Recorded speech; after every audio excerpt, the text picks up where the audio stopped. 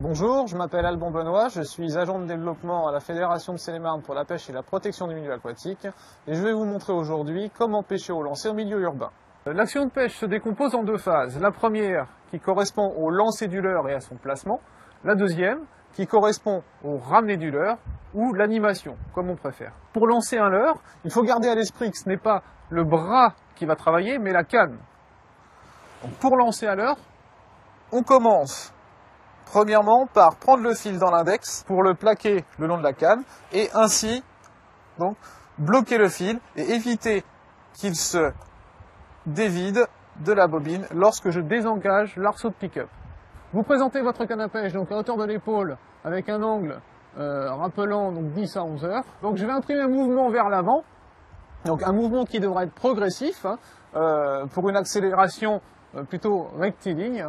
Et à la fin de ce mouvement, je vais bloquer la canne de manière à ce que l'énergie emmagasinée lors du mouvement se retranscrive dans le leurre. J'accélère, je bloque, voilà, et je lâche. Okay.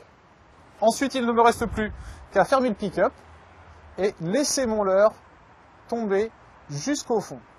Et je saurai que mon leurre est tombé au fond de la rivière au moment où il se détendra brusquement. Il va falloir ensuite que j'anime le leurre. Donc ça veut dire lui imprimer des mouvements, des sautés, de manière à susciter la curiosité du poisson, voire même son agressivité. Pour l'occasion, je vais utiliser un jig équipé d'un leurre souple. Donc, mais il faut savoir que chaque leurre a une animation particulière. Hein. On n'anime pas un jig de la même manière qu'un poisson nageur. Donc là, je vais vous montrer comment animer un jig donc, dans des conditions de pêche telles que celle-ci. Pour animer un jig, c'est relativement simple. Il suffit donc de tendre le fil, voilà, une fois le fil tendu, et d'imprimer de toutes petites tirées, voilà, comme ceci. Voilà. Une fois arrivé canot haute, on récupère un petit peu de fil, et puis on reprend à... Voilà.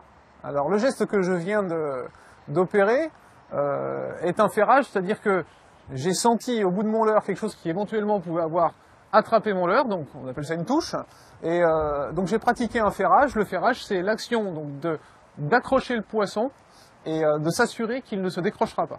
Maintenant, je vais vous montrer l'animation couramment pratiquée pour animer un poisson nageur. Contrairement au jig ou au leurre souple, qu'on aura préalablement plombé, eh bien, mon poisson nageur va rapidement prendre sa position et très couramment programmé, entre guillemets, pour une certaine profondeur de nage. Voilà. Alors là, vous voyez que je n'imprime pas nécessairement d'animation, puisque mon nageur va nager de lui-même en rembobinant le fil. Vous savez désormais comment manier un jig, une tête plombée, un leurre souple et un poisson nageur. Je vous recommande donc maintenant de vous rendre au bord de l'eau et d'essayer de prendre vos propres poissons.